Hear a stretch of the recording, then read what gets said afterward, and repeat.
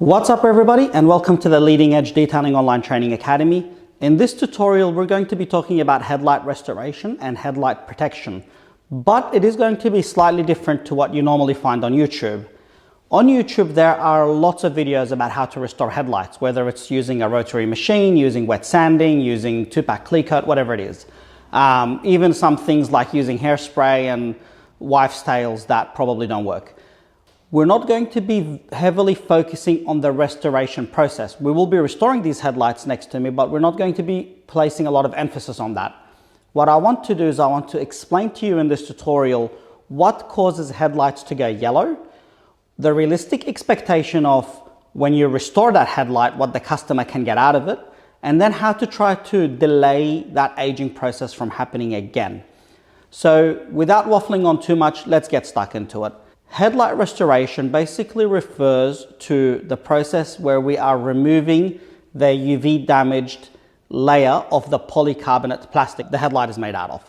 So in other words, the car has aged, it's living in the sun for a long time. In Australia, we have very high UV and plastics eventually break down. The factory UV coating has failed and that plastic has begun to yellow. It is going to cause two issues. The first one is the car will look older because that is yellow instead of clear. The next issue is a safety thing. So you want to drive with clear headlights. You want to make sure you see the road at night time. And to get registration and roadworthiness in Australia, you need to make sure that the headlights are, not defective. And they do deem it as defective if they're very yellow. So that's the very quick gist of it. The next part is we're talking about how to fix it. And as you have no doubt seen online, there are many ways to fix faded headlights, but they all basically revolve around the same process, which is you want to remove the yellowing failed plastic, and then you want to try to polish it up or seal it in some way, shape, and form to make it as clear and as smooth as possible so the light can get through it and it looks good. In this particular video, I'm not going to be doing wet sanding. I am actually not a huge fan of wet sanding, but if you are running a detailing shop and you already have a 3-inch DA, you can most definitely get great results with that DA without having to wet sand, and it's much faster. I'm also going to be talking about a few things that I'm not going to be doing in this video, which is the process of wet sanding very briefly, because there are hundreds of videos online, and also using a rotary machine if you have one, before using the DA. But again, the focus of this video is more so about the process of dealing with the customer as opposed to the process of dealing with the headlight. In terms of the customer, after you restore the headlight, you need to explain to the customer, even before you restore the headlight, you need to explain to them and say, look, if everybody in the world pays a couple of $100 or even less than $100 to have a headlight restored and looking brand new forever, everybody would have perfect cars, nobody would be buying brand new headlights. Realistically, we're going to be trying to remove a damaged layer as much as possible. Sometimes that is not possible. Sometimes you can only get an improvement. It might be a big improvement, it might be a small improvement, but you cannot make that headlight brand new. And the fact that that UV coating from factory has already failed, no matter what we're going to do, the headlight will eventually yellow up again. Even if you use a product like IGL headlight, which I strongly recommend and we're going to be showing in this tutorial, it will probably give you 12 to 24 months of life before you need to reapply it. So the customer needs to be made aware that this is going to be an ongoing process of repair and reapplication unless they want to buy a brand new headlight. So never overpromise things to your customer. It's very important to do that. Also, something very important, and that is if you're dealing with a car that does not have yellowing headlights, where the factory UV coating has not failed, do not wet sand it and do not machine cut and polish it, because you're going to remove that UV layer which is on the surface of that headlight. What you want to do is go straight to the application process of IGL headlight coating, which is in its own tutorial in the IGL coatings course. So keep that in mind while we're talking about this. Now let's get stuck into the headlight behind me and talk about the process. First, what we want to do is do a good job masking up around the headlight, because the headlight is much tougher and stronger than the paint around it. You might damage the paint that is surrounding the headlight if you're going to be doing any wet sanding or machine polishing, or especially using a rotary machine. So make sure you pop that bonnet or hood up, mask up very well around the headlight. After you have done all the masking up, in my case, we're going to grab our Repairs 3-inch machine and we're going to be using an IGL cutting microfiber disc, or you can use an IGL wool pad.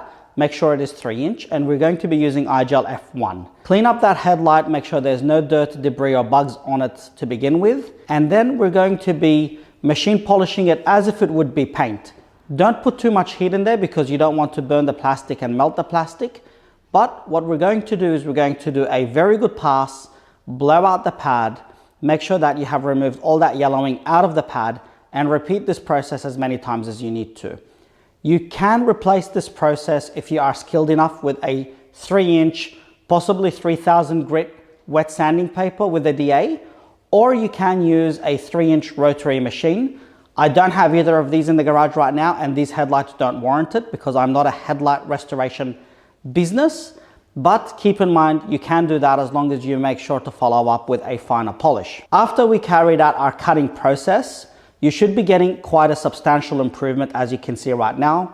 Then what we're going to do is switch to a fine polishing pad. In my case, I do prefer the yellow or the orange pads instead of a very fine pad because the headlight is hard, it's not like soft paint. And we're going to change to using IGL F2 or F3.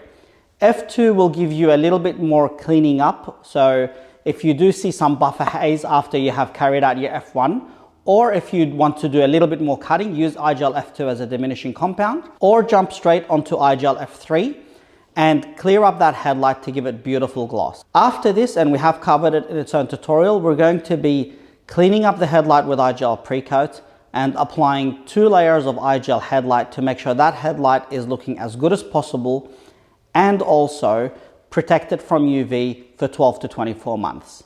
It is literally as simple as this to look after your headlights and restore them.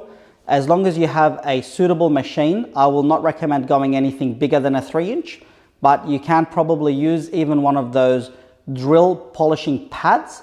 Just keep in mind it's probably not going to give you the same level of finish as a DA, and keep a very close eye on the surrounding paintwork and try not to get yourself dirty. So there you go. After one pass with IGL F1 and an IGL 3-inch microfiber cutting disc, and then one pass with an IGL orange 3-inch pad and IGL F2, we have achieved this amazing result. Is the headlight perfect? By no means is it perfect, but there is no denying that the improvement was huge. And there are defects on this headlight that I'm going to try my best to capture with the camera. I don't know if I can focus it in, that you cannot really fix. And I purchased this vehicle used. It's an old vehicle. It has done 300,000 kilometers, 330,000 kilometers to be exact. And I purchased it as a temporary runaround vehicle until my Toyota Land Cruiser was delivered. And now I'm passing it on to my sister-in-law, and I wanted to give them something for her kids to drive and drive safely. So the headlight is not brand new, but massive transformation, and as simple as that. And this is what I wanted to really highlight in this tutorial, is that headlight restoration does not have to be overcomplicated. You shouldn't just jump at a headlight with 400 grit sandpaper, 800 grit sandpaper, 1000 grit sandpaper, 1500 grit sandpaper, wet sanding, and then heavy cutting with a rotary, and then DA polishing. And then you're going to be spending more time taking sanding marks out of the headlight than you are going to actually be improving the headlight. And you might be removing more than you have to. Where in this case, it literally took 5 minutes to get this improvement. And it depends on what you're chasing. Like if you are a headlight restoration company and you are an expert in the field and that is what you do for a living, obviously by all means go as hard as you want.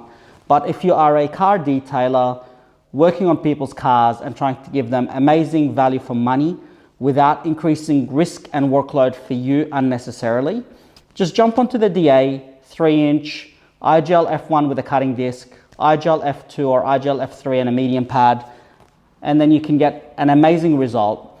And once you have finished polishing up the headlights properly, which then I'll end up doing the side that I left for comparison, clean it up, throw on a few layers of IGL headlight coating, and happy days. It is an easy job, People appreciate it. People are willing to pay good money for it. Probably takes you 20 minutes to do a set of headlights properly.